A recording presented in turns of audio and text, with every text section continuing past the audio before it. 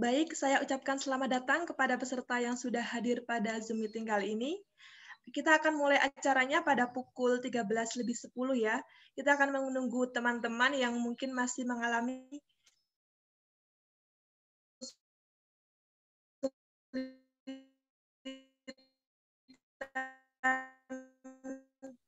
koneksi untuk bergabung.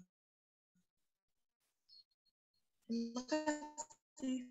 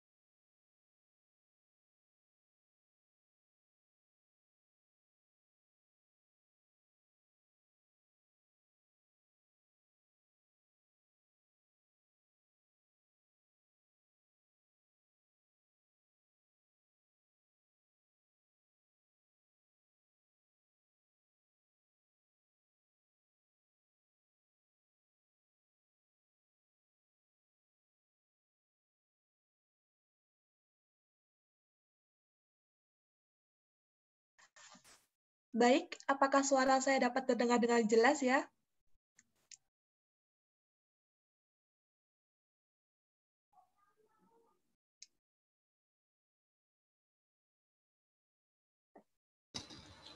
Jelas, Nurul. Baik, langsung saja kita mulai ya. Assalamualaikum warahmatullahi wabarakatuh. Selamat siang, salam sejahtera untuk kita semua. Yang terhormat Saudara Gofal Budianto, yang terhormat Saudara Dio Prasta Adam Gemilang, yang terhormat Saudara Harif Maulana Iqbal, yang terhormat Saudari Yusrida Fikri Anggraini, dan yang terhormat peserta webinar pada siang hari ini yang berbahagia. Alhamdulillah, puji syukur kita panjatkan kepada Tuhan Yang Maha Esa, karena berkat rahmat-Nya kita dapat berkumpul dan bersama-sama menimba ilmu pada siang ini. Saya ucapkan selamat datang lagi kepada para peserta webinar.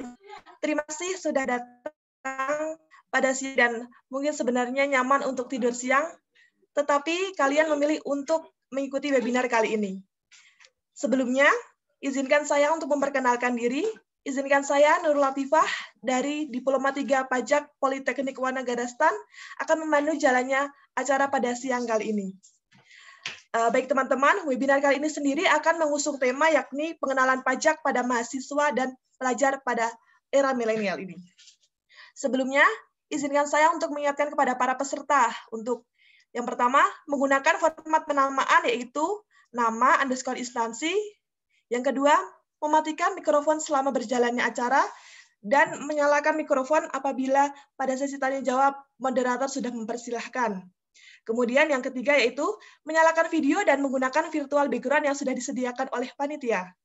Kemudian mengikuti seluruh rangkaian acara dengan tertib dan dimohon untuk tidak menyebarkan luaskan link serta ID dan password ruangan Zoom meeting ini.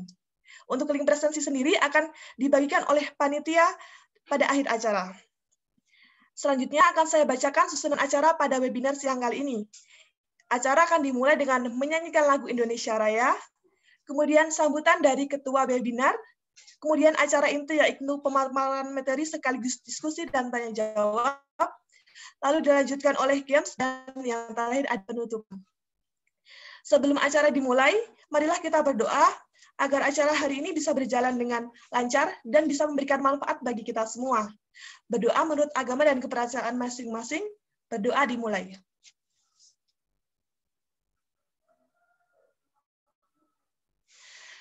Berdoa selesai. Masuki agenda pertama yaitu menyanyikan lagu Indonesia Raya. Hadirin saya harapkan untuk menyalakan kamera dengan tetap mematikan mikrofon. Kepada panitia, apakah sudah siap? Siap. Baik.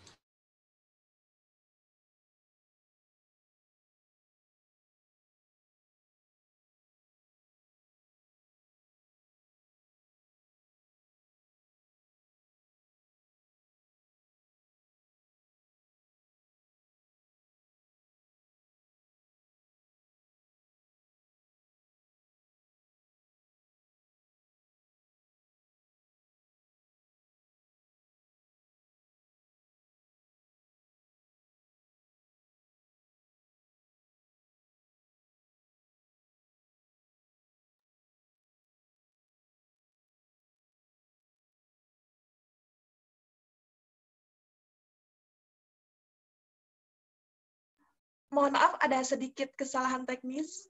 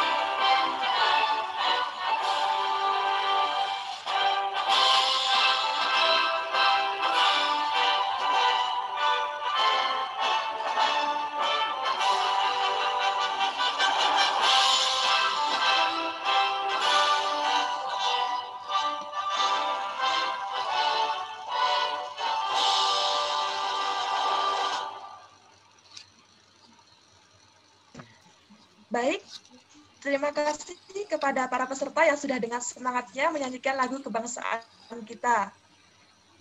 Untuk cek semangatnya, boleh banget nih kirim reaction melalui tombol yang ada di bawah.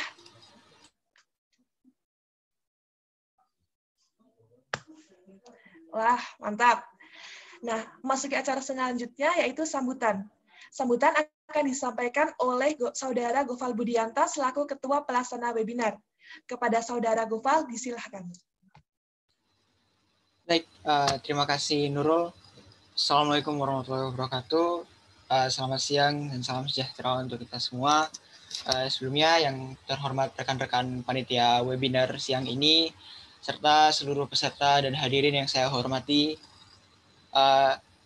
dalam webinar ini sendiri, pelaksanaan webinar ini sebenarnya kami tujukan sebagai bentuk penyuluhan atau edukasi tentang perpajakan secara meluas, terutama pada milenial dan masyarakat yang masih belum memiliki kesadaran pajak atau sedang berusaha untuk mendapatkan kesadaran pajak. Webinar ini kami tujukan tidak hanya sebagai sarana atau media untuk membantu memperluas dan menginformasikan kemudahan dan aksesibilitas dalam pajak yang diterapkan di negara Indonesia.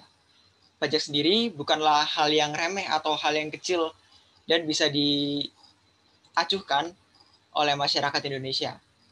Pajak faktanya adalah salah satu sumber pendapatan negara yang menjadi dasar dalam penggunaan anggaran di negara Indonesia.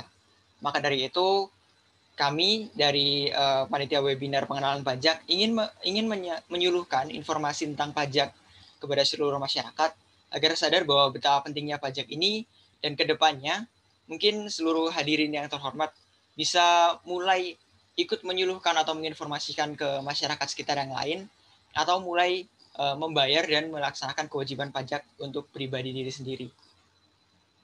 Tidak hanya sebagai media untuk penyuluhan, webinar ini sendiri juga ditujukan untuk media pembelajaran atau pendidikan, di mana di sini bisa menjadi tempat untuk sharing dan saling berbagi, terutama dalam konteks ilmu perpajakan.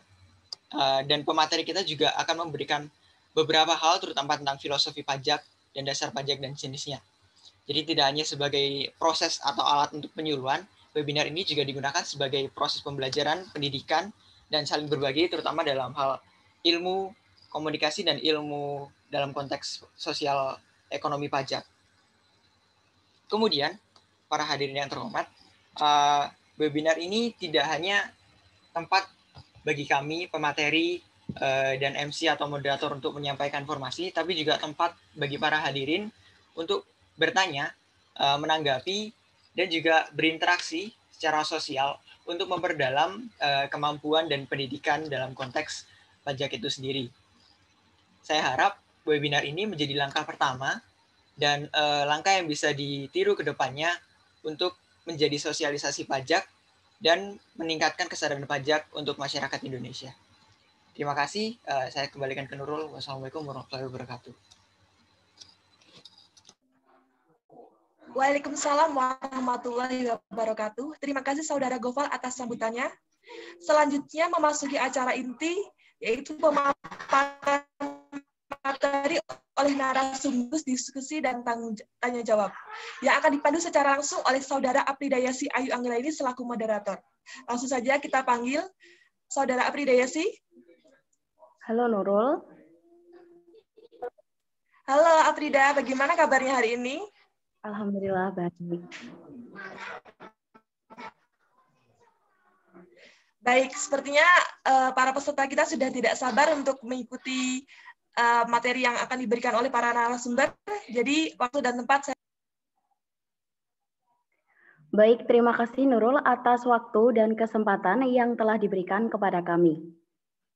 Baik para hadirin, sebelum memasuki acara diskusi kita pada siang hari ini, izinkan saya selaku moderator untuk menyapa Anda sekalian. Selamat siang dan salam sejahtera bagi kita semua. Terima kasih telah bergabung dalam acara diskusi pengenalan pajak bagi milenial pada siang hari ini. Baik para hadirin, sebelumnya akan saya informasikan bahwa sesi diskusi kita akan dibagi menjadi 3 sesi. Sesi pertama akan membahas mengenai aspek perpajakan secara umum dan juga klasifikasi pajak bagian pertama. Untuk sesi kedua akan membahas mengenai klasifikasi pajak bagian kedua dan juga filosofi pajak. Untuk sesi ketiga atau sesi terakhir akan membahas mengenai administrasi pajak. Akan ada sesi tanya jawab setelah sesi pemaparan materi berakhir. Peserta yang mempunyai pertanyaan dapat menuliskan pertanyaan tersebut di kolom chat yang tersedia di aplikasi Zoom Meeting ini atau melalui Google Form yang telah disediakan oleh panitia. Dan kami informasikan bahwa pada akhir sesi nanti akan diadakan kuis bagi para peserta webinar dan akan ada satu peserta yang berhak menerima hadiah yang disiapkan oleh panitia webinar. Baik, untuk mempersingkat waktu, kita mulai diskusi kita pada siang hari yang cerah ini. Teman-teman perlu diketahui bahwa menurut data Badan Statistik Nasional, proporsi populasi di Indonesia didominasi oleh rentang umur 20-30 tahun. Generasi tersebut akrab kita sapa dengan generasi milenial. Dari sekitar 250 juta penduduk Indonesia didominasi oleh rentang umur tersebut. Usia tersebut tergolong ke dalam usia produktif. Hal ini merupakan kabar yang baik bagi sisi perpajakan Indonesia. Seperti yang kita ketahui, peran pajak dalam APBN adalah sangat krusial karena sebanyak 70% lebih pendapatan dalam APBN berasal dari pajak. Penting bagi kita untuk mengetahui pajak secara jelas dan apa urgensi kita dalam membayar pajak. Seberapa dalamkah Anda mengetahui tentang pajak? Baiklah para hadirin, untuk itu mari kita sambut ketiga narasumber kita pada siang hari ini. Untuk pembicara pertama kita, ada Kak Yusrida Vicky Anggraini. Selamat siang Kak Yusrida. Selamat siang Kak Yesi. Baik, untuk pembicara kedua kita ada Kak Dio Prasta Adam Gemilang. Selamat siang Kak Dio Prasta. Siang Mbak Yesi. Untuk pembicara terakhir kita atau pembicara ketiga kita ada Kak Hanif Maulana Iqbal. Selamat siang Kak Hanif. Siang juga Mbak Yesi. Baik, terima kasih. Untuk mempersingkat waktu, akan langsung saja kita mulai sesi diskusi kita yang bertemakan pengenalan pajak bagi milenial. Untuk sesi pertama mengenai aspek perpajakan secara umum dan juga klasifikasi pajak bagian pertama akan dibawakan oleh Kak Yusrida Vicky Anggraini. Tak kenal maka tak sayang, maka izinkan saya untuk memperkenalkan profil dari narasumber kita kali ini. Kak Yusrida Vicky Anggraini lahir di Blitar pada tanggal 25 April tahun 1999, merupakan pengurus dari organisasi daerah Imalita dan merupakan mahasiswa program Diploma 3 Pajak Politeknik Keuangan Negara STAN tahun 2018. Selamat siang Kak Yusrida Vicky Anggraini. Selamat siang Kak Yesi. Baik Kak Vicky, bagaimana kabarnya Kak? Alhamdulillah baik. Baik Kak Gimana Vicky? Kak Yesi kabarnya? Ya, alhamdulillah baik. Terima kasih. Maaf Kak Vicky, untuk mempersingkat waktu dan tempat saya persilakan.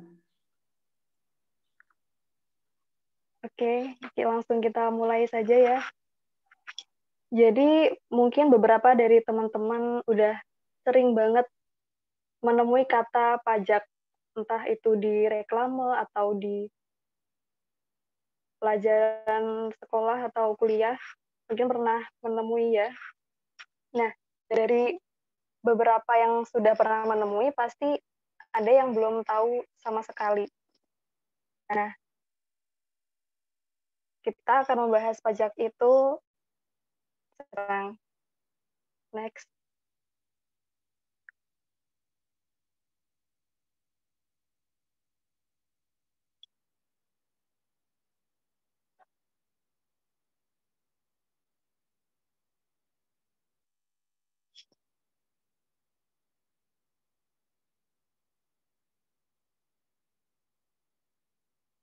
Nah, jadi apa sih pajak tuh?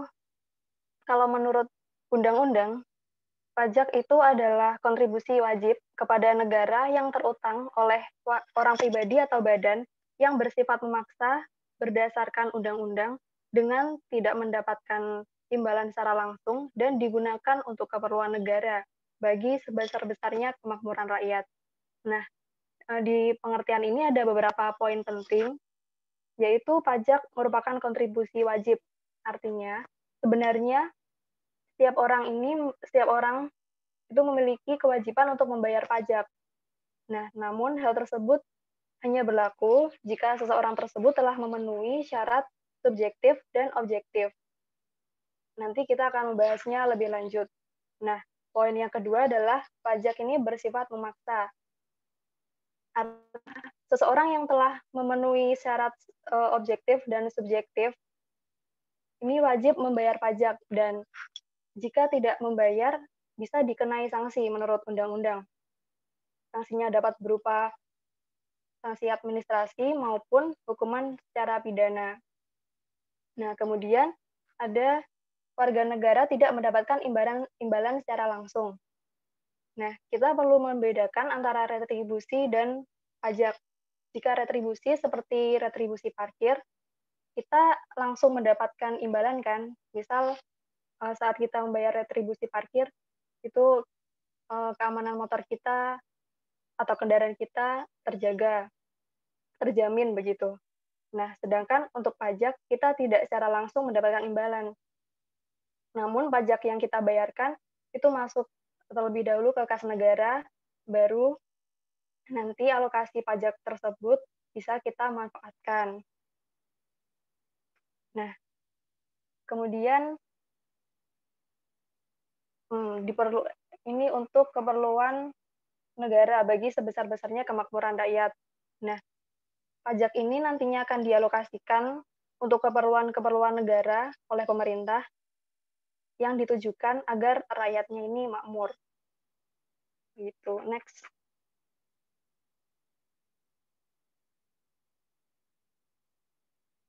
Nah, lalu apa sih kegunaan pajak?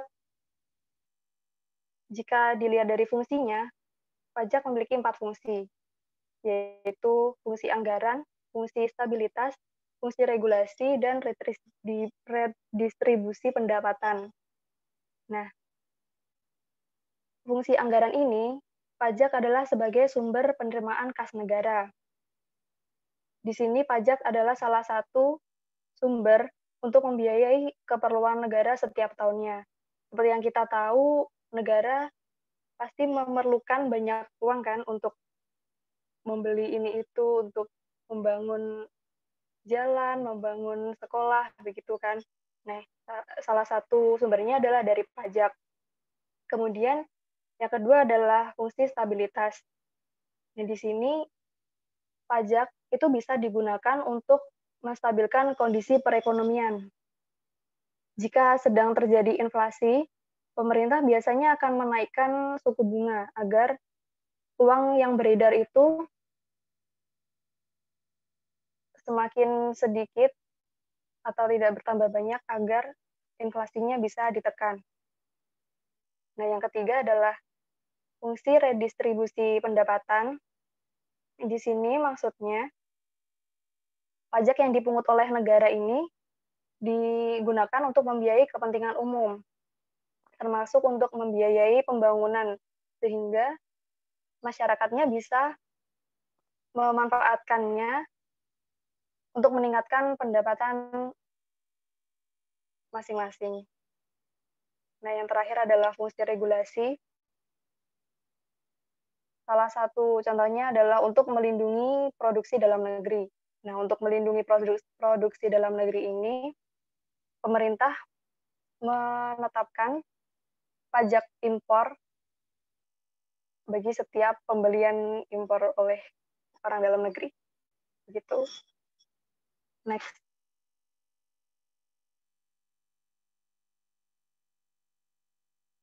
Nah, ini adalah beberapa contoh nyata kegunaan pajak.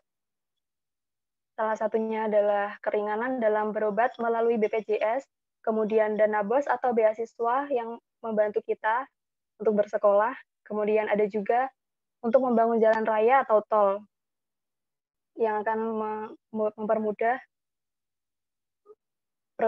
perjalanan kita atau mobilisasi. Oke, next. Mungkin kita tidak sadar kalau sebenarnya pajak ini sangat dekat dengan kita. Nah, contohnya adalah, ini ada 3 contoh. Yang pertama, Ibu Susi pergi ke Jepang menggunakan pesawat Garuda. Nah, ini dikenai PPN. Kemudian, Sarah memenangkan hadiah undian berupa sepeda motor dari kuis di salah satu stasiun TV. Ini dikenai pajak penghasilan. Kemudian yang ketiga, Pak Budi membeli rumah baru di kawasan Pondok Indah. Nah, untuk pengalihannya ini dikenakan pajak penghasilan. Next.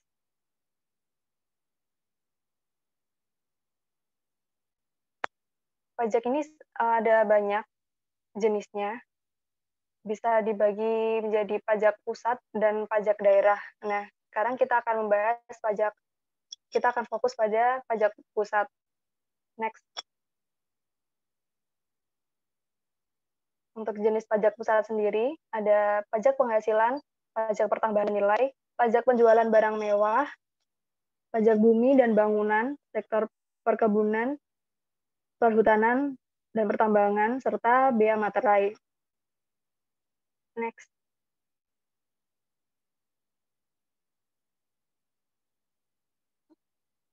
Nah, gimana sih maksud dan contohnya? Kita akan bahas satu persatu. Next. Yang pertama adalah pajak penghasilan. Nah, menurut undang-undang, pajak penghasilan adalah pajak yang dikenakan terhadap orang pribadi maupun badan berdasarkan jumlah penghasilan yang diterima selama 1 tahun. Nah, pajak penghasilan ini merupakan pajak subjektif atau pajak yang berpangkal pada subjeknya. Next.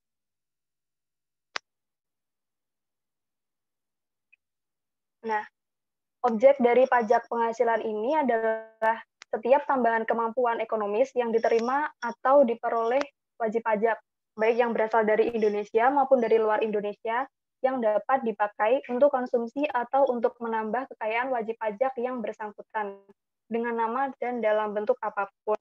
Nah, pajak penghasilan ini jenisnya ada banyak, ada pajak penghasilan badan, pajak penghasilan pasal 21, pasal 22, pasal 23, pasal 15, dan ada juga pasal 4 ayat 2. Nah, contohnya penghasilan yang bisa dikenai pajak itu adalah gaji, lalu hadiah undian, hadiah penghargaan, royalti, dan dividen juga. Next.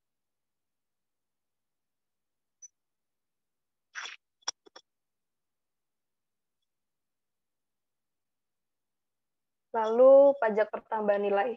Nah, pajak pertambahan nilai ini adalah pajak yang dikenakan semua setiap pertambahan nilai dari barang atau dagang dalam peredarannya dari produsen ke konsumen. Nah, pajak pertambahan nilai ini adalah pungutan yang dibebankan atas transaksi jual beli barang dan jasa yang dilakukan oleh wajib pajak yang telah menjadi pengusaha kena pajak. Nah, ini adalah contoh-contohnya. Nggak apa-apa, next.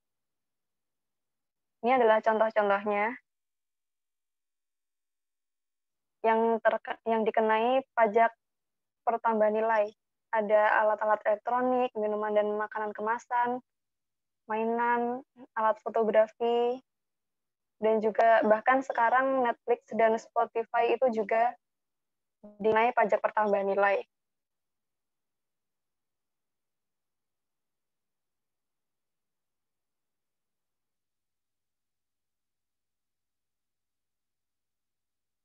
Nah, dalam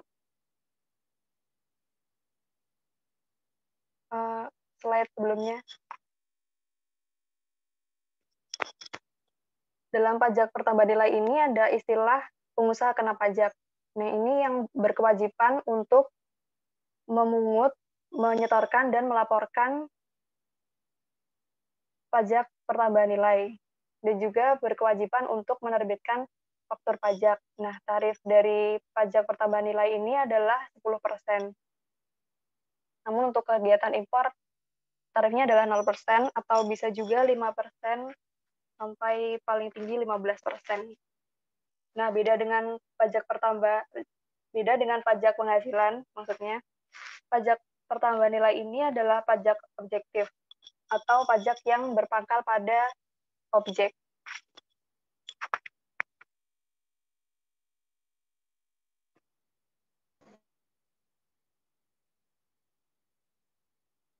Oke, cukup itu dulu dari saya. Baik, terima kasih Kak Vicky atas pemaparan materi yang sangat luar biasa. Kita berikan apresiasi kepada Kak Vicky.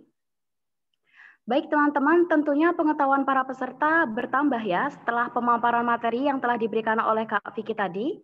Kita jadi tahu apa itu pajak, apa dasar hukumnya, apa jenis-jenis pajak, ada pajak pusat, pajak daerah. Tentunya kita semakin ingin tahu lebih dalam tentang pajak. Untuk itu akan kita lanjutkan sesi kedua diskusi kita. Sesi kedua kita akan dibawakan oleh pembicara kita yang kedua, yaitu Kak Dio Prasta Adam Gemilang, merupakan anak pertama dari 3 bersaudara, lahir di Sidoarjo pada tanggal 21 Maret tahun 1999, merupakan pengurus dari organisasi daerah IKMJ. Selamat siang Kak Dio. Siang Mbak Yesi. Bagaimana kabarnya Kak? Alhamdulillah baik. Baik Kak, untuk mempersingkat waktu langsung saja waktu dan kesempatan saya berikan. Ya, terima kasih Mbak Yesi. Nah, jika tadi PPN merupakan pajak yang dikenakan terhadap pertambahan nilai yang muncul karena pemakaian faktor-faktor produksi oleh PKP yang melakukan perdagangan barang atau jasa kena pajak. Nah, di sini ada yang namanya PPNBM atau pajak penjualan atas barang mewah. Nah, ini berbeda dengan PPN. PPNBM ini merupakan pajak yang dikenakan pada barang yang tergolong mewah yang dilakukan oleh produsen atau PKP untuk menghasilkan atau mengimpor barang tersebut dalam kegiatan usaha atau pekerjaannya. Nah, PPNBM ini diberlakukan agar tercipta keseimbangan pembebanan pajak antara konsumen yang berpenghasilan rendah dengan konsumen yang berpenghasilan tinggi. Nah, kan untuk yang berpenghasilan tinggi biasanya atau seringkali memiliki barang mewah yang banyak, sehingga perlu dikenakan pajak tambahan, yaitu PPNBM ini, agar adil dengan yang mayoritas orang nggak memiliki barang tersebut. Nah, kemudian PPNBM ini juga mengendalikan pola konsumsi atas barang mewah, biar nggak overuse, karena memang banyak generasi sekarang yang membeli barang-barang dari luar negeri atau impor yang kebanyakan mewah kan. Nah, tujuannya dengan ada PPNBM ini agar mengurangi penggunaan barang impor, sehingga memberikan perlindungan pada produsen lokal dan mengamankan penerimaan negara. Next. Nah, ini merupakan objek pajak PPNBM. Secara umum dikelompokkan menjadi dua, yaitu non-kendaraan bermotor dan kendaraan bermotor. Tarifnya juga berbeda-beda. Rentang tarif untuk yang kendaraan bermotor adalah 10% sampai 125%. Biasanya semakin mewah, semakin tinggi tarifnya. Dan untuk yang non-kendaraan bermotor, yaitu terdapat rumah atau apartemen dengan tarif sebesar 20%, kemudian balon udara dengan tarif 40%, pesawat udara dan senjata api tarif 50%, dan yang terakhir kapal pesiar atau kendaraan air lain sebesar 75%. Nah, tarif-tarif ini akan lebih lanjut bisa dibaca di Peraturan PMK nomor 33 garing PMK 010 garing 2017. Next.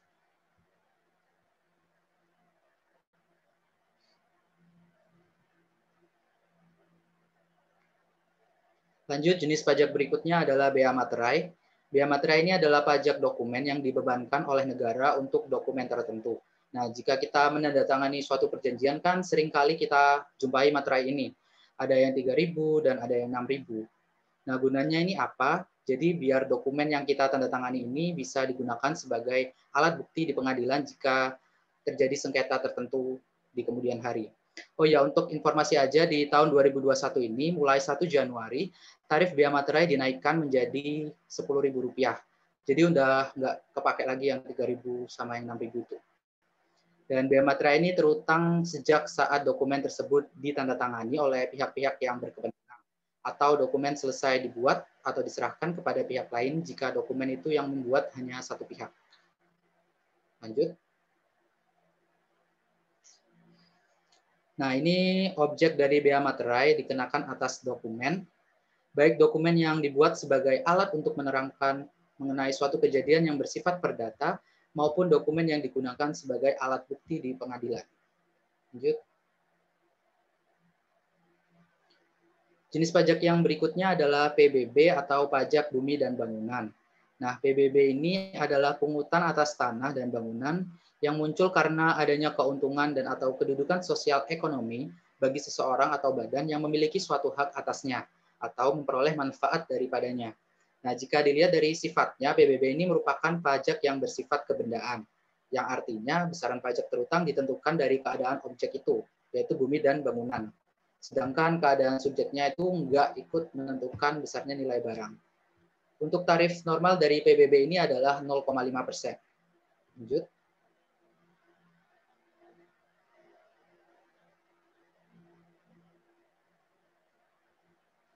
Nah, ini merupakan objek-objek PBB dibagi menjadi dua berdasarkan tempat pengelolaan administrasinya, yaitu PBB yang dikelola oleh pemerintah pusat, terdiri dari PBB Perkebunan, Perhutanan, dan Pertambangan, atau sering kami sebut PBB P3. Lanjut.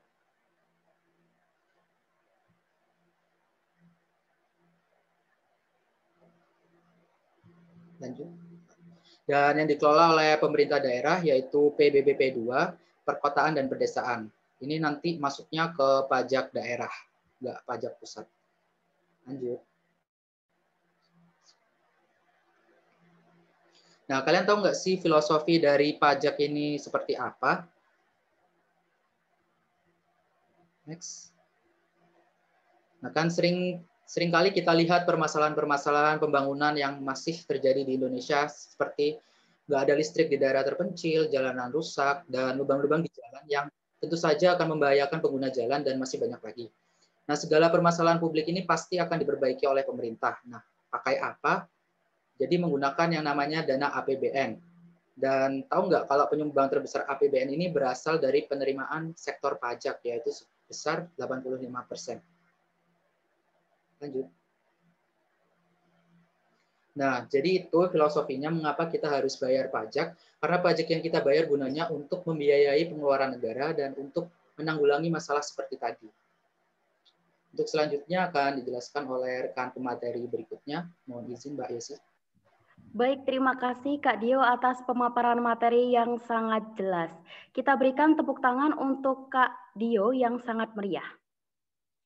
Teman-teman, sekarang kita jadi tahu nih, apa itu pajak, dasar hukum, apa filosofi, kenapa kita harus membayar pajak, jenis-jenis pajak, dan lain-lain. Lalu bagaimana cara kita membayar pajak? Untuk itu, kita akan lanjutkan sesi diskusi ketiga kita mengenai administrasi pajak yang akan dibawakan oleh Kak Hanif Maulana Iqbal. Kak Hanif lahir di Bantul pada 24 November tahun 1999, merupakan pengurus organisasi KAMY dan merupakan mahasiswa program Diploma D3 Pajak PKN STAN 2018. Selamat siang Kak Hanif. Selamat siang juga Mbak Yesi. Sehat ya Kak ya? Ya, alhamdulillah sehat. Baik Kak Hanif, karena waktu kita terbatas, maka langsung saja waktu dan tempat saya persilakan. Baik, terima kasih atas waktunya Mbak Yesi. Ya, jadi kita lanjut saja ya teman-teman. Seperti yang telah dijelaskan oleh Kak Dio dan Kak Piki sebelumnya, lalu siapa sih yang memiliki kepentingan untuk membayar pajak? Nah, pihak yang memiliki kepentingan untuk membayar pajak atau melaksanakan kewajiban di bidang perpajakan biasa kita sebut atau kita kenal dengan nama atau istilah wajib pajak. Next. Nah, wajib pajak sendiri yaitu orang atau badan, bisa mereka yaitu sebagai pembayar pajak atau mereka sebagai pemungut ataupun juga sebagai pemotong pajak, di mana mereka akan melaksanakan kewajiban dan hak mereka di bidang perpajakan, tentu saja sesuai dengan peraturan perundang-undangan yang telah ditetapkan. Next. Untuk menjadi wajib pajak sendiri, kita harus mengetahui terlebih dahulu apakah kita telah memenuhi persyaratan atau kriteria minimal sebelum kita harus mendaftarkan diri untuk menjadi wajib pajak tersebut. Nah, jadi, syarat untuk kita agar bisa menjadi wajib pajak ada dua, teman-teman. Next. Nah, yang pertama, adalah syarat subjektif, dan yang kedua adalah syarat objektif yang telah diatur dalam undang-undang. Next.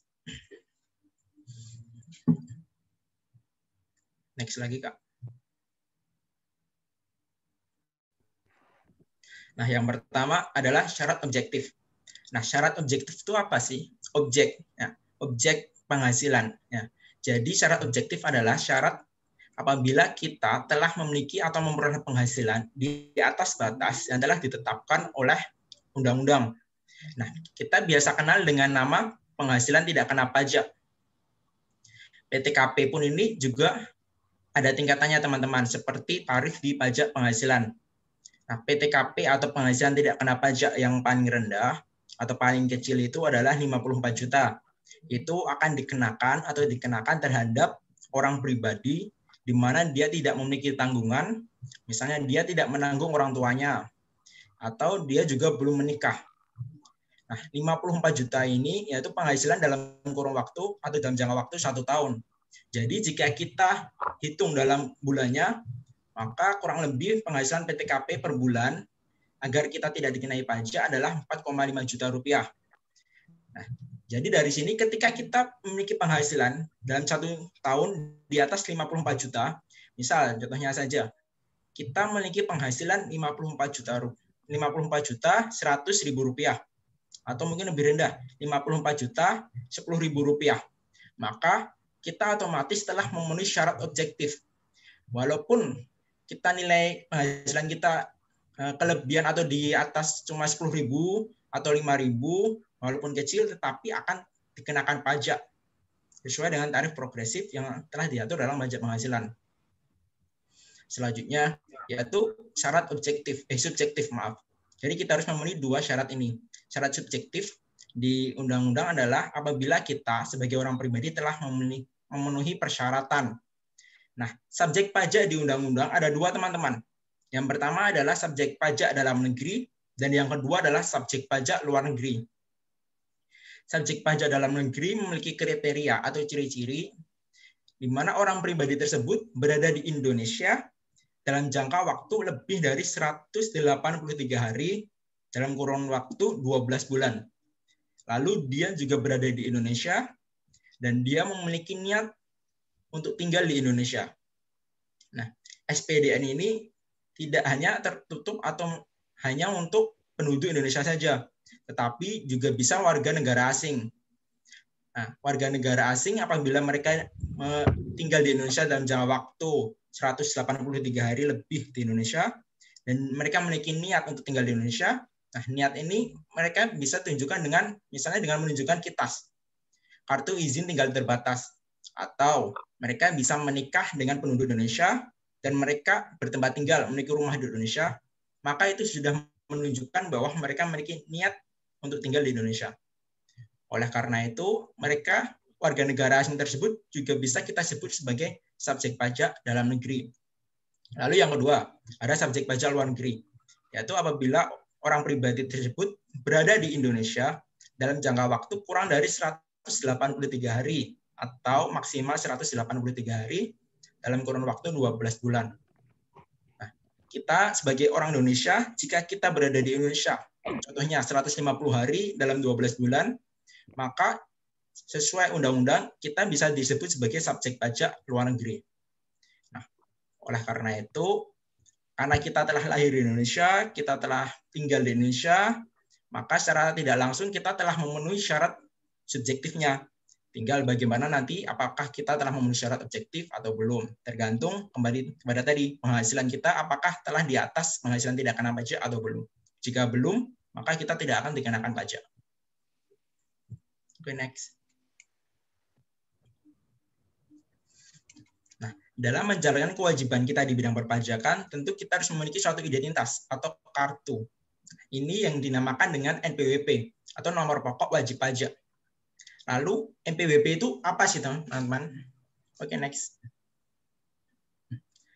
Nah, NPWP itu mudahnya kartu identitas kita agar kita bisa melaksanakan kewajiban dan memperoleh hak kita di bidang perpajakan, melaksanakan administrasi di bidang perpajakan, menghitung, melapor, dan membayarkan pajak misalnya. Ini kurang lebih seperti KTP. KTP berarti menunjukkan identitas kita sebagai warga negara, atau mungkin seperti SIM, yaitu kita berarti telah memperoleh otoritas atau legal untuk berkendara. Kurang lebih seperti itu NPWP. Oke, lanjut. Nah, kurang lebih ini adalah gambaran atau bentuk dari NPWP tersebut.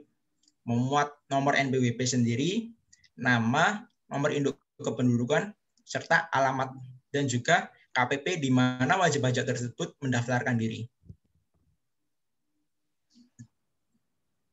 Nah, apa sih fungsi dari NPWP itu sendiri?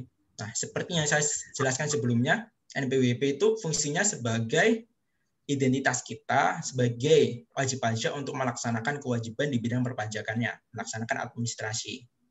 Lanjut. Nah, jadi seperti ini. Oke, lanjut. Untuk memperoleh NPWP tersendiri ada dua cara. Yang pertama secara online atau daring, yang kedua secara langsung atau mendatangi kantor pajak. Secara online kurang lebih kita meminta surat keterangan terlebih dahulu dari kelurahan. Kemudian kita mengisi form pendaftaran yang ada di email atau laman e-registration DJP. Nah, nanti kita harus mengupload formulir pendaftaran itu tadi, dan harus menyelampirkan atau menyampaikan dokumen-dokumen. Nah, bagi kita sebagai warga negara Indonesia, maka kita harus melampirkan fotokopi KTP. Untuk warga negara asing bisa melampirkan fotokopi paspor atau KITAS. Nah, jangka waktu penyampaian dokumen tersebut yaitu 14 hari 14 hari setelah kita mengupload formulir pendaftaran itu tadi ke KPP, di mana kita nanti ke KPP yang wilayah kerjanya meliputi tempat tinggal kita, tempat kedudukan, atau tempat kita untuk menjalankan kegiatan usaha. Nah, nanti KPP akan memberikan atau menerbitkan bukti penerimaan surat dan akan mencetak NPWP dan akan mengirimkan NPWP ke kita melalui kantor pos misalnya. Nah, cara yang kedua, kita bisa mendatangi langsung ke KPP. Sama kurang lebih, kita menyiapkan dokumen tadi seperti KTP, paspor, atau KITAS, dan juga mengisi form pendaftaran. Kita datang atau kita bisa datang menyampaikan dokumen-dokumen tersebut ke kantor pajak, atau kita juga bisa mengirimkannya melalui pos atau jasa ekspedisi. Nah, nanti ketika KPP akan menerima, mereka memproses dan menerbitkannya. Kurang lebih sama seperti yang online tadi, bedanya cuma di cara penyampaian. Next.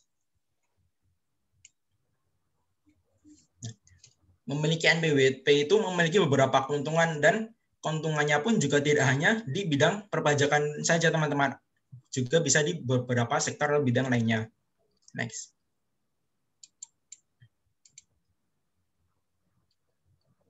Next, Kak. Nah, ini yang pertama, di mana tentu saja keuntungan di bidang administrasi perpajakan, yaitu salah satunya adalah kita tidak akan dikenakan sanksi kenaikan tarif atas pajak yang akan kita bayar, ataupun kita juga bisa mendapatkan kemudahan dalam restitusi apabila kita membayar pajak lebih dari yang seharusnya kita bayar. Yang kedua, pengajuan dan pembuatan SIOP atau surat izin usaha perdagangan.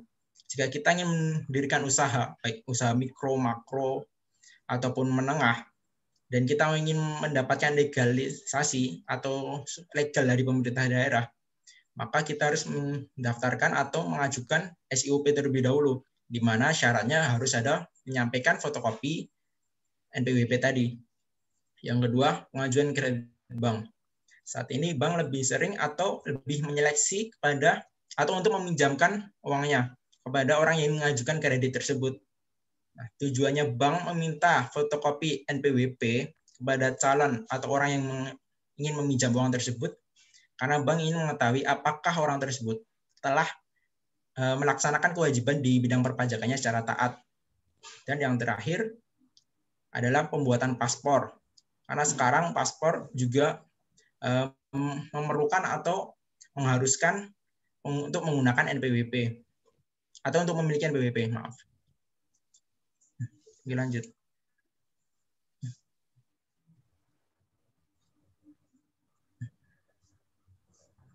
Nah, ada beberapa kewajiban setelah kita menjadi wajib pajak. Next.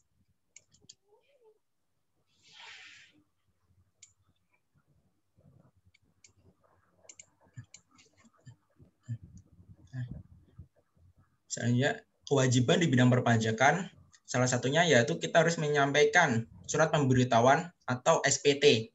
SPT sendiri ada kurang lebih 3 jenisnya, yaitu SPT massa untuk PPH seperti pajak penghasilan 21, PPH 23, SPT massa PPN. Nah, SPT massa tersebut harus disampaikan paling lama 20 hari setelah berakhirnya masa pajak. Nah, kemudian ada SPT PPH orang pribadi. Itu harus dilampirkan dalam jangka waktu 3 bulan setelah berakhirnya tahun pajak. Dan yang ketiga adalah SPT PPH badan, di mana itu harus disampaikan dalam jangka waktu paling lama 4 bulan setelah akhir atau berakhirnya tahun pajak. Dan yang kedua adalah kita harus menghitung, melaporkan, dan membayarkan pajak. Yang menghitung, melaporkan, membayarkan pajak yang terutang atau yang telah menjadi kewajiban kita. Lanjut. Nah, kenapa sih kita harus membayar pajak? Seperti yang disampaikan oleh Kak Dio tadi, bahwa pajak memiliki peran penting bagi penerimaan negara. Kurang lebih sekitar 80-85% penerimaan negara itu bersumber dari pajak. Sisanya bisa dari PNBP, penerimaan negara bukan pajak. Misalnya saja seperti hibah. Oke, lanjut. Nah, oleh karena itu, pajak bisa kita katakan sebagai tulang punggung negara. Dan pajak itu memiliki beberapa kegunaan. Alokasi dana pajak bisa kita gunakan untuk di bidang pertahanan atau keamanan dengan misalnya pendanaan untuk pembelian alutsista seperti tank, pesawat tempur. Bisa juga kita untuk memberikan subsidi atau bantuan, misalnya subsidi BBM, atau kita memberikan bantuan beras atau sembako kepada orang yang kurang mampu. Pembangunan fasilitas infrastruktur umum juga merupakan atau juga dialokasikan dari dana pajak juga anggarannya. Terus kita seperti pendidikan, kita mendapatkan beasiswa bidik misi, kita bisa mendapatkan dana BOS, terus pembangunan sekolah yang didanai pemerintah. Nah, itu juga merupakan salah satu alokasi dari uang pajak sendiri, teman-teman. Next. Nah, yang terakhir ini, teman-teman. Jika teman-teman merasa penasaran nih, kira-kira kalau saya membayar uang pajak senilai 1 juta rupiah, berapa sih yang akan kita alokasikan ke bidang pendidikan, ke bidang kesehatan, atau ke bidang lainnya? Nah, kurang lebih ini adalah gambarannya. Ini menggunakan data atau perkiraan dari APBN tahun 2020. Jika kita membayar pajak senilai 1 juta rupiah, maka kurang lebih di bidang pelayanan umum akan mendapatkan alokasi anggaran pajak, alokasi dana dari pajak itu sebesar Rp186.000. Nah, nanti juga dalam website www.kemenkeu.go.id/alokasi pajakmu itu akan diterangkan secara jelas. Uang 1 juta ini akan dialokasikan ke bidang-bidang lainnya, berapa persen sih, berapa besar sih, baik untuk kebutuhan pemerintah pusat ataupun alokasi untuk kebutuhan pemerintah daerah. Next. Jadi sekian teman-teman atas presentasi yang kami sampaikan. Semoga bisa bermanfaat. Terima kasih. Baik, terima kasih Kak Hanif atas pemaparan materi mengenai administrasi pajak yang sangat jelas. Kita beri apresiasi untuk Kak Hanif dengan sangat meriah, teman-teman. Baik, dengan ini berakhirlah sesi diskusi kita pada siang hari ini. Acara akan dilanjutkan kepada sesi tanya-jawab. Saya akan membacakan 4 pertanyaan terpilih, baik dari Zoom Chat maupun dari Google Form. Baik, untuk pertanyaan pertama, bagaimana cara membayar pajak secara online di saat pandemi COVID-19 ini? Terima kasih. Kepada narasumber, dipersilahkan untuk menjawab pertanyaan dari penanya. Baik, Mbak Ezi izin menjawab. Jadi pertanyaan tadi, bagaimana kita membayar pajak di kondisi pandemi gini ya, secara online ya? Nah, jadi kita bisa membayar pajak kalau secara offline, kita bisa membayar pajak langsung ke bank persepsi atau ke kantor pajaknya. Nah, kalau secara online nih teman-teman, kita bisa membayar melalui aplikasi yang disediakan oleh DJP sendiri atau Direktorat Jenderal Pajak, yaitu e-billing namanya. Nah, di sana kita bisa membayarkan pajak, baik itu pajak penghasilan, pajak PPh 21, PPN, PPh 23, dan pajak lainnya secara online atau daring. Kemudian kita juga bisa membayar melalui mobile banking. Nah, ini kalau di Mandiri, kalau di ATM Mandiri, Mandiri Mobile, itu bisa membayar pajak, yaitu pajak penghasilan dan juga pajak pertambahan nilai atau PPN. Dan bisa juga melalui aplikasi seperti Tokopedia. Nah, kalau kita cermati, kita amati ini di Tokopedia kan bisa menyediakan pembayaran, baik itu untuk pembayaran samsat, redistribusi, ataupun pajak PBB kan teman-teman. Nah, kurang lebih seperti itu. Selain kita bisa datang langsung ke Bank Persepsi, kita juga bisa membayar secara online melalui aplikasi yang telah tertera. Salah satunya e-billing ataupun Mandiri Mobile ataupun ATM Mobile lainnya. Ya. Baik Kak Hanif, terima kasih. Jadi kita bisa membayar pajak itu melalui Bank Persepsi dan juga secara online ya Kak ya? Ya. Baik, untuk pertanyaan kedua dari Google Form adalah kapan kita mempunyai NPWP? Kepada narasumber, dipersilakan untuk menjawab pertanyaan dari penanya.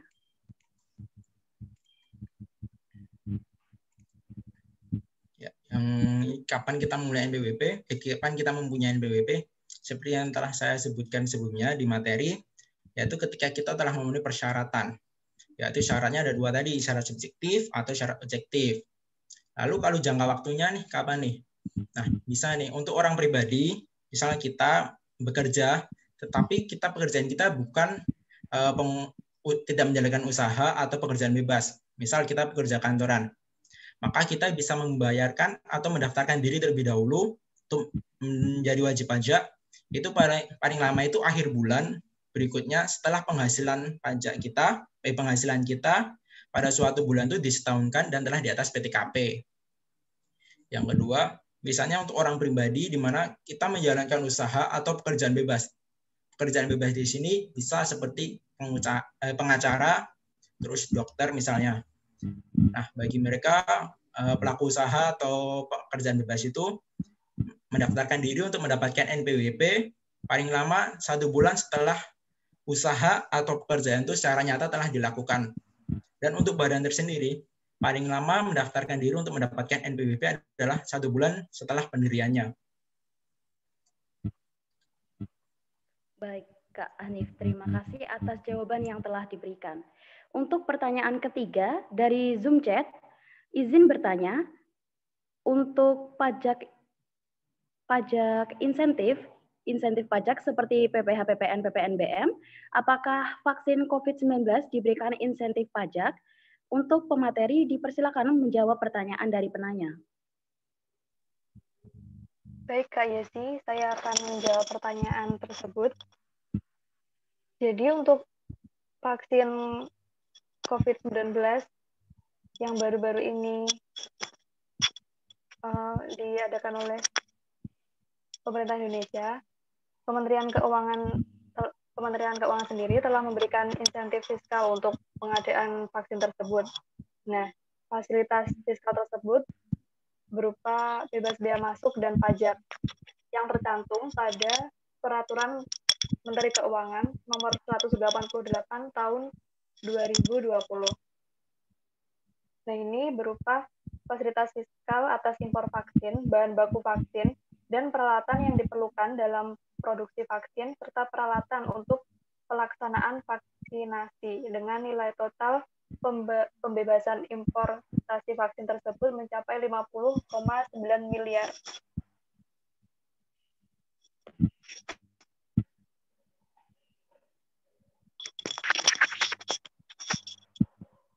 Begitu Kak Yesi. Baik Kak Vicky, terima kasih. Semoga jawabannya menjawab pertanyaan dari para penanya ya Kak ya.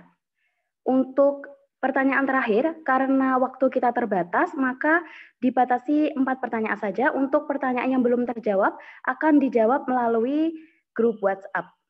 Baik, saya akan membacakan pertanyaan terakhir dari Bapak Ko I Gedewidi Artana. Assalamualaikum, Miss Yusrida. Apa mesti kita membayar pajak tersebut? Apa sih untung kita membayar pajak? Begitu, Kak. Kak Vicky ini ditujukan kepada Kak Vicky ternyata. Silakan kepada Kak Vicky untuk menjawab pertanyaan dari Bapak Koi Gede Artana.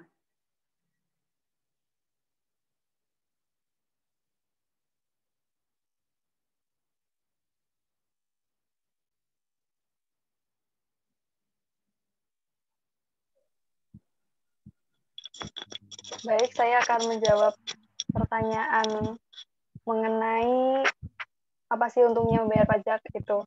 Nah, jadi dengan membayar pajak, kita ikut berkontribusi untuk membiayai sebenarnya itu apa ya, fasilitas umum yang kita gunakan juga. Jadi kita tidak hanya menggunakannya, tapi kita juga berkontribusi dalam membiayainya. Baik, jadi kita membayar itu untuk ikut berkontribusi menyediakan layanan publik ya, Bu ya? Iya, betul sekali Kak Yesi. Baik, jadi kita itu diharuskan atau kita itu lebih baik kita ikut berkontribusi daripada hanya menikmati fasilitas secara gratis ya, Bu ya? Iya, begitu. Baik, terima kasih ikut berkontribusi. Baik, Ibu, terima kasih. Semoga pertanyaan. Terima kasih ya. Oh ya, terima kasih Bapak. Tidak terasa sesi pemaparan materi dan sesi tanya jawab telah berakhir.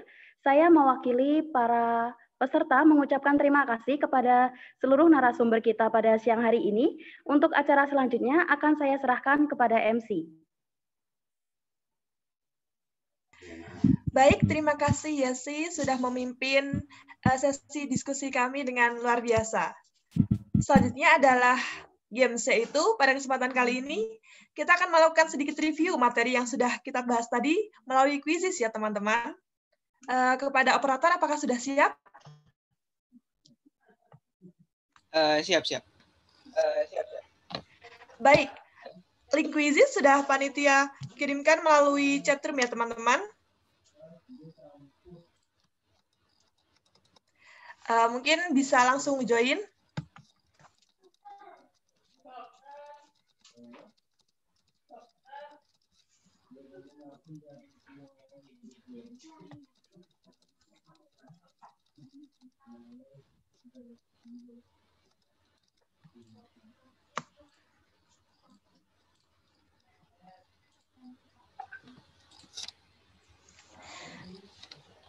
Nah,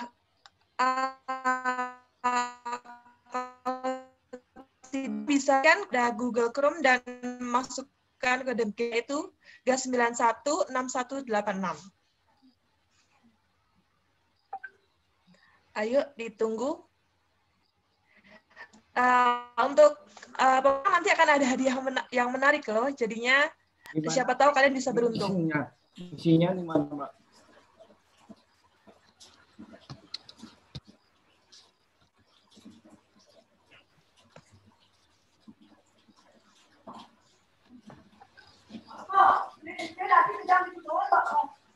Ayo, sudah ada Pelangi Firmansyah dan Fanani, selamat datang. Alia juga. Ayo teman-teman yang lain.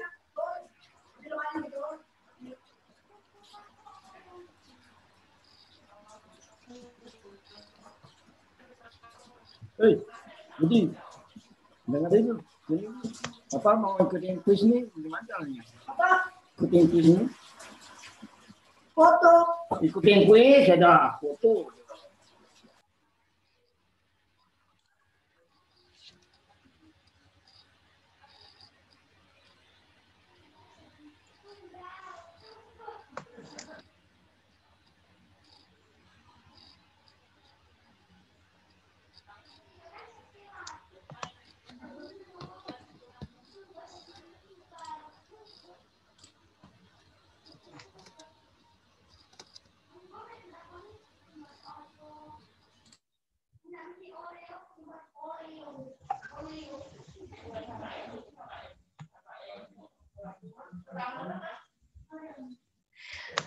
Baik, untuk link kuisis sudah ada di grup ya teman-teman. atau melalui kode yaitu 3916186. Sudah ada 19 yang bergabung. Ayo yang lain. Soalnya gampang-gampang kok teman-teman. Jadinya nggak usah khawatir. Baik, sudah ada Melina, Selsa, Gia Ardila, Joa. Kita tunggu teman-teman sampai pukul 2:15 ya mungkin.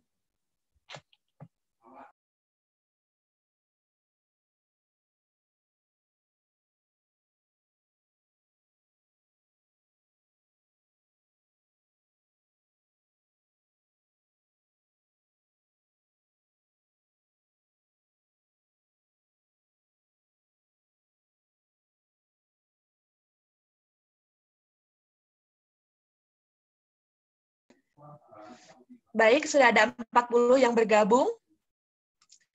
Soalnya hanya ada 10 kok teman-teman, dan seputar materi yang sudah kita bahas tadi.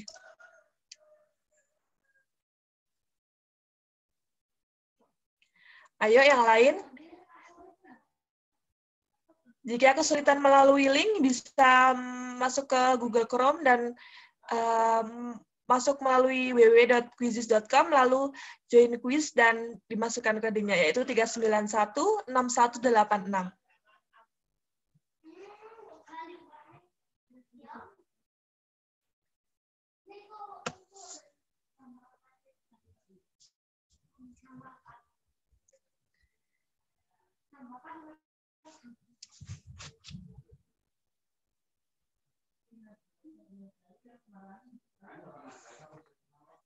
Baik, ayo yang lain masih ditunggu ya teman-teman. Sudah ada 48 yang bergabung.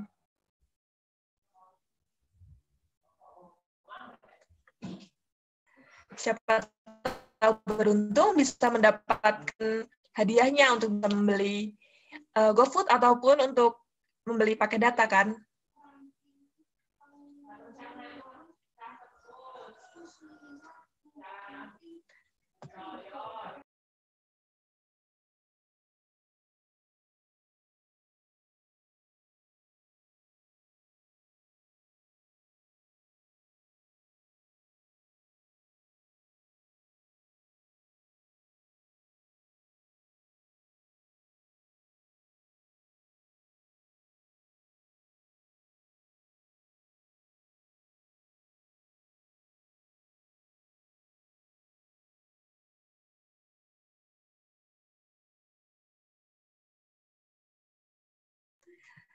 Baik, 2 menit lagi ya teman-teman.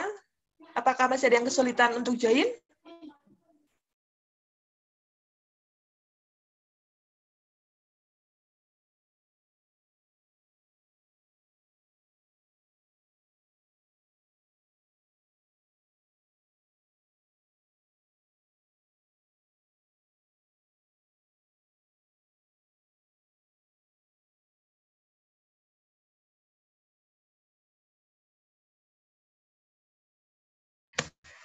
Lagi dan sudah ada 50 yang bergabung. Ini teman-teman yang lain, apakah masih ada yang ingin bergabung? Nah, 51.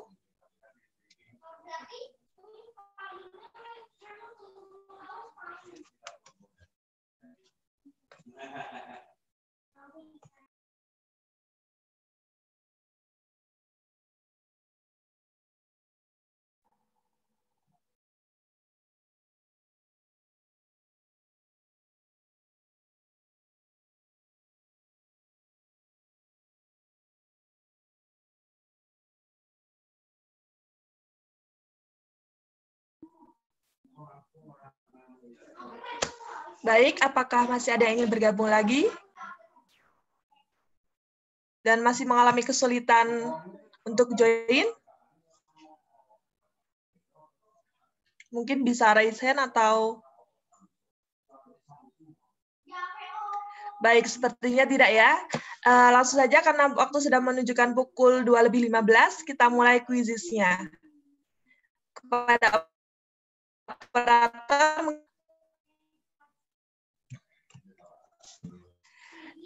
pahami soalnya ya teman-teman, jangan terburu-buru. Semoga beruntung.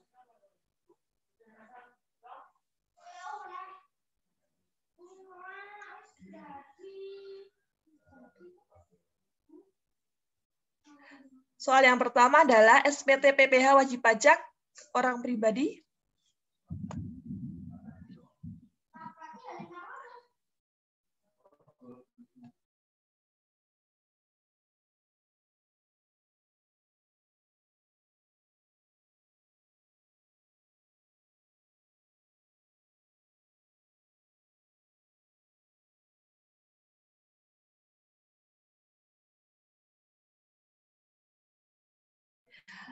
Baik, mohon maaf kepada para peserta, ada kesalahan teknik sedikit. Mohon ditunggu sebentar ya.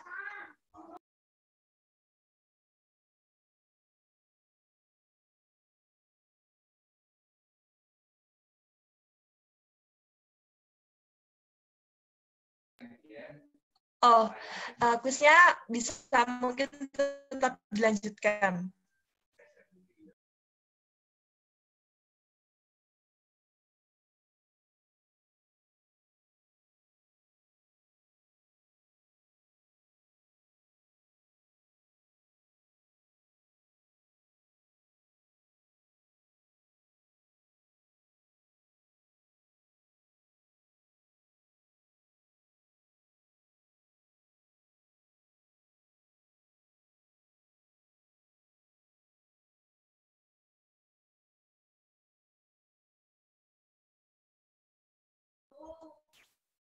Bagaimana? Soalnya mudah bukan?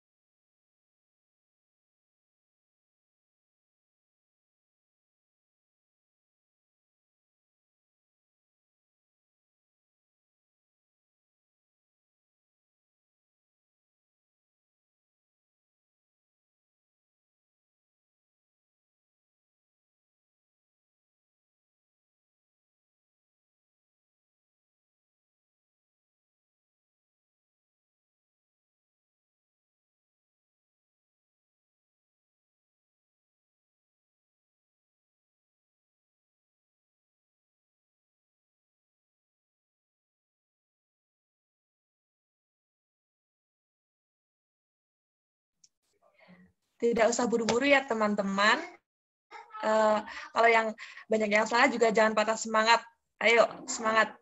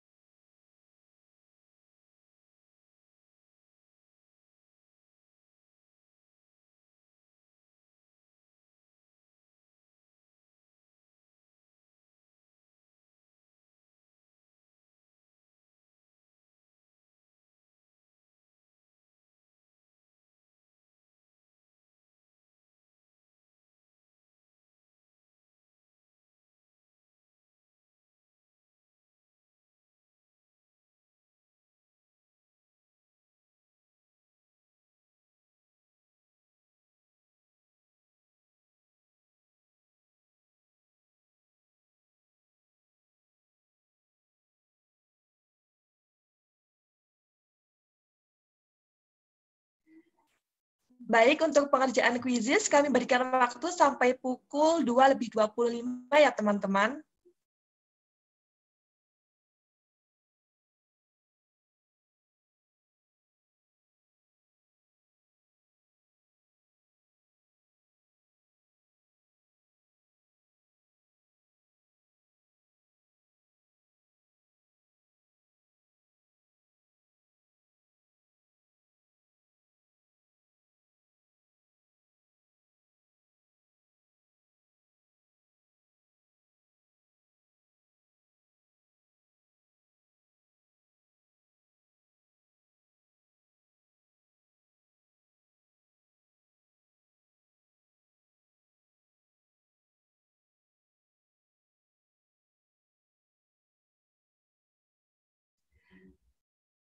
Baik, 3 menit lagi ya teman-teman. Gimana yang sudah selesai? Soalnya mudah kan?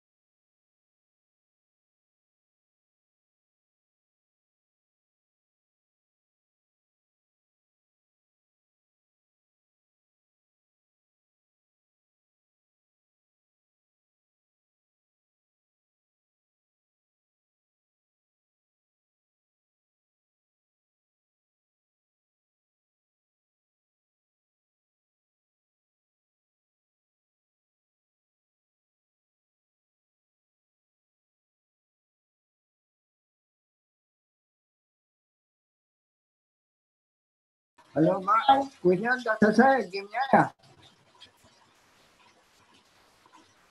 Baik Pak, kita menunggu teman-teman yang mungkin belum selesai ya Pak.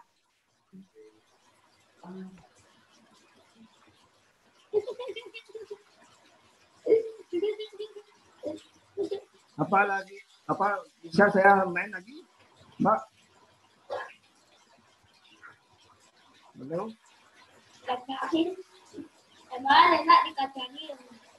Halo, Mbak? Kita menunggu teman-teman yang mungkin belum selesai mengerjakan ya Pak. Oh, berarti saya tidak bisa main lagi ya, Mbak ya? Terima kasih. Kacangnya. Bagaimana Pak? Saya bisa main lagi gamenya itu. Bisa bermain kembali? Oh, maksud saya gitu dah.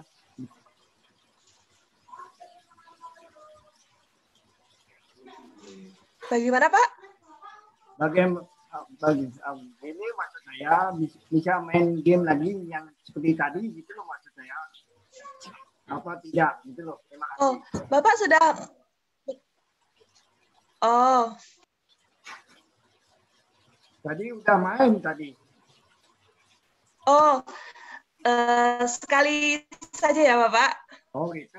Terima kasih. Oh, maaf Pak. Terima kasih. Baik Pak.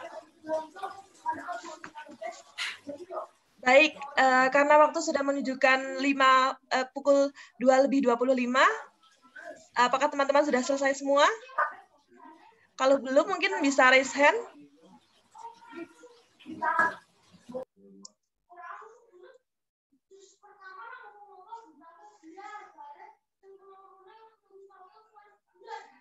Baik, kepada para pemenang, untuk bisa mengambil tangkapan layar dan mengirimkan bukti tangkapan layar kepada narahubung yang ada di poster ya.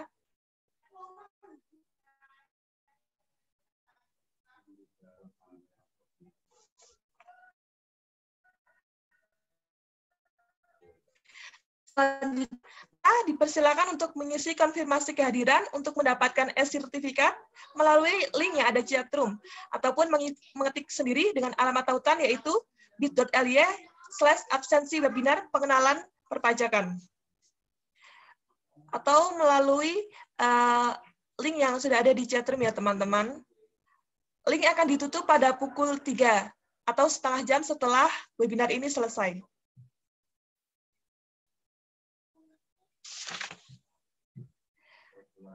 Kemudian untuk mengabadikan acara pada hari ini, kita akan melakukan seksi foto bersama. Panitia, apakah sudah siap?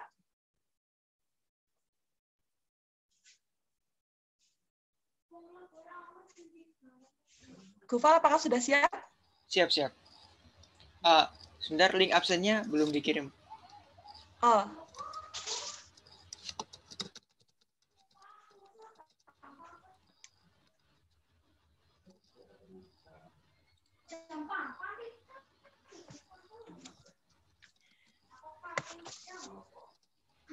Linknya sudah ada ya teman-teman, itu bit.ly/absensi webinar pengenalan perpajakan. Jangan lupa untuk diisi setelah ini karena akan ditutup setengah jam setelah seminar ini selesai. Kemudian untuk foto bersama, apakah sudah siap? Siap, siap. Mohon kepada para peserta untuk menyalakan kameranya dan memberikan pose terbaik.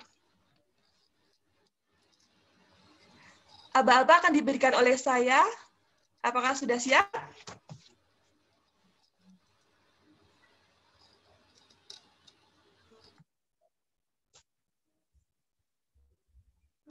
Siap. Guys. Nah, aba-aba akan diberikan oleh saya yaitu dalam 3, 2, 1.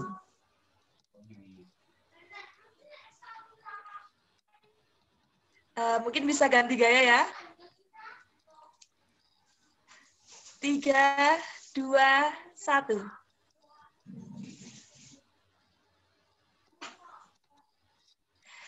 Dan mungkin yang terakhir, 3, 2, 1.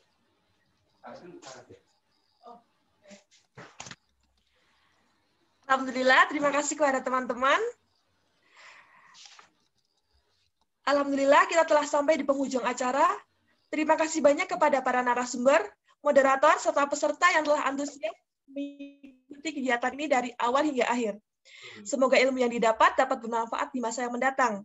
Saya mewakili panitia bertugas, menyampaikan mohon maaf atas segala kekurangan, baik dalam perkataan maupun perbuatan. Akhir kata, terima kasih. Wassalamualaikum warahmatullahi wabarakatuh.